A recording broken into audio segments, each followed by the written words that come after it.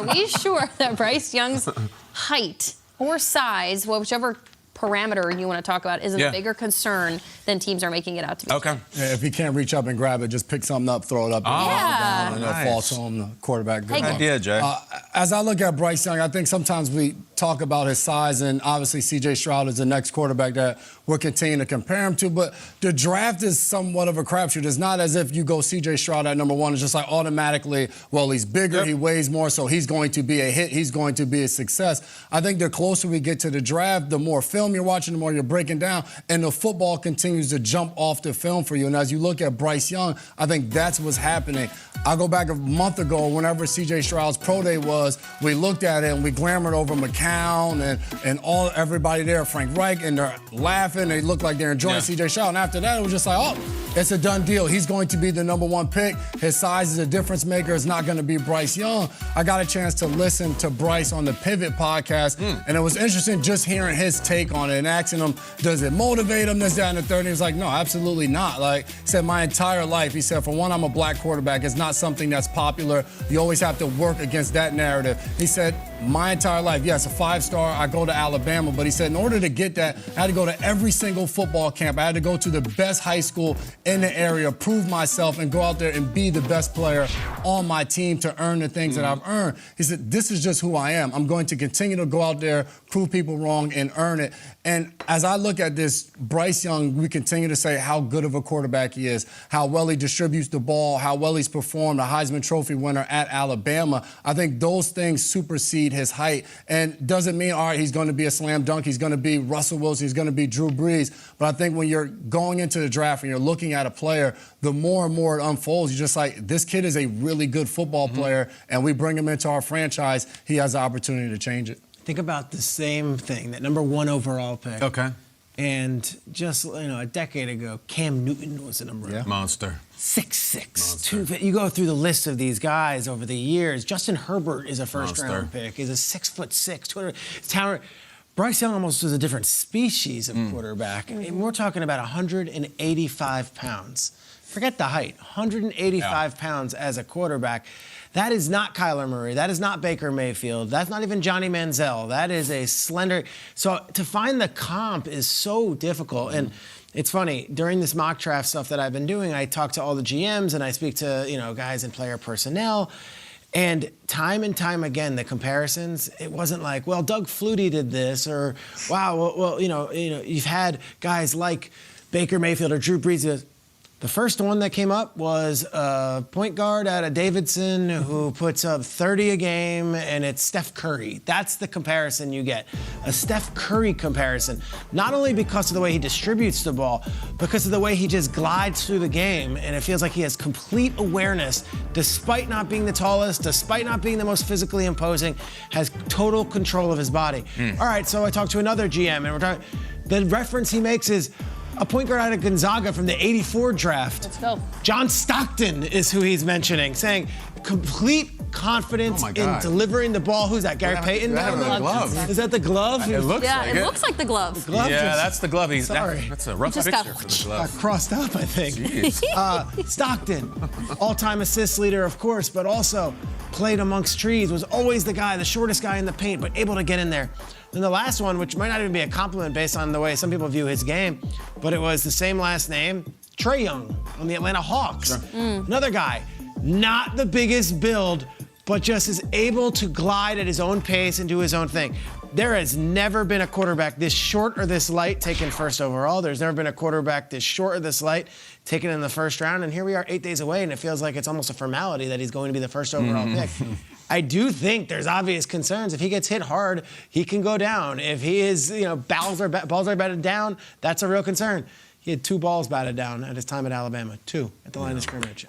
He's been 5'10" his entire career, since high school and college, and he has found a way to play at the highest of levels in high school and college. I think the Panthers are willing to bank on the fact that they'll get the Steph Curry and be able to just find a guy who just has complete confidence in the pocket. And likely, Bryce's teammates won't step on people on the field and get suspended. But he has that going for him too, right? Look, he'll take a Draymond if he can get one. I guess, yeah. We'd like a little calm-down version of it. 5'10" and an eighth. I'm with you on this. If you're concerned about size, Okay, maybe. You want a bigger athlete with bigger bones and bigger muscles and all that. Like, that makes sense to me. And if Stroud presents that somewhere else, then go with that direction. The height thing is just one of these things that we do and we have to do, and it's draft combine time. And, you know, if a wide receiver who had 2,000 yards last year in college runs a 4.5, we must break down that he can't separate from NFL coverage. It's what we do with our measurables. But I think generally it's nonsense because it seems to be, how's he going to see over the linemen and all that rote conversation about batted down passes and stuff like that. Last year, Bryce Young in a loss to Tennessee had 455 yards passing. Let's just bring up some numbers. Bring this up. In that game, Crimson Tide versus Volunteers. On the left, you see the Crimson Tide offensive line. Bunch of runts at 6'5", 6'6", 6'4", and then there's the Tennessee defensive line, 6'4", 6'5", 6'3", 6'3", 455 yards. Now look at the left side again. That was Bryce Young's offensive line last year. I looked at the Panthers' offensive line. Half of them are shorter than those guys. All right? So he will actually have an advantage going to the NFL level, including both tackles, because the guys will be shorter than the line behind which he dominated college football. Another comparison. If you want to do the Kyler thing, he's so short, how's he going to see over the lineman? It'll be a big adjustment going to the NFL. Kyler Murray started the first game of his first season, threw for 300 yards and 2 touchdowns. In the second game, he threw for 300. There was no adjustment period. There was no batted ball palooza. It's a nonsense thing that we make up. If you're worried about his stature and his size and his injury risk, I could maybe see you there.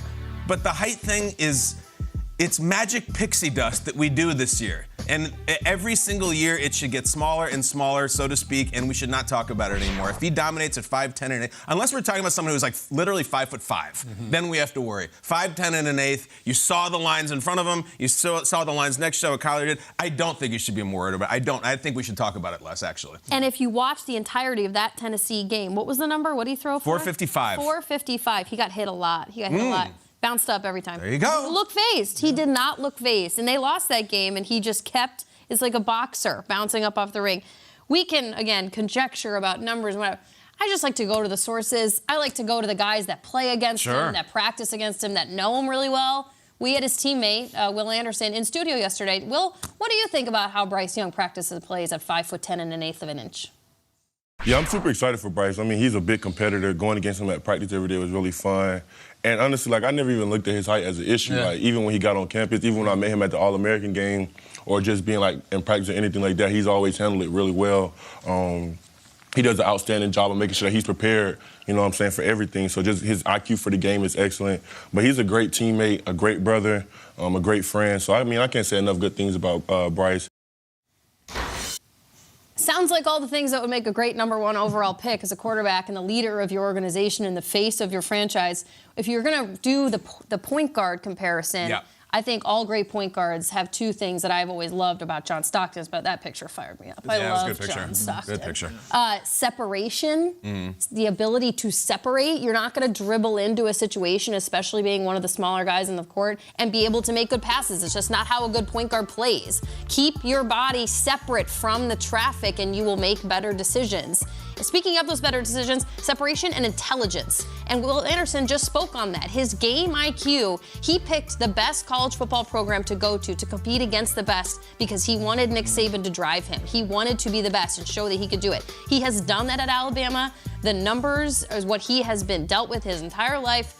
I don't care anymore. He seems to be the guy, and that is what the Panthers want to do moving forward. And I don't blame him because he is ridiculously talented. Yeah, went to the top high school, Mater Dei out there in California, was 5 stars there, went to the top college, Alabama, wins a Heisman. First Alabama quarterback ever to win a Heisman.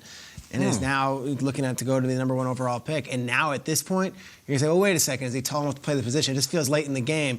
I know the NFL is a big deal, but at this point, I mean, he didn't play at some Division III school against no competition. He just dominated the SEC. It's an archaic topic, I really think. 25 years ago, it was Manning and Leaf, and it's these two statues, and they stand there super. It's just not that way anymore. Looking at that video right there, shotgun, shotgun, shotgun. There's all this room around him. Like, I think it's our father's conversation. I would almost be detracted from a 6'7" quarterback. I'd almost rather have the 5'10" these days. I don't want the immobile quarterback in the pocket.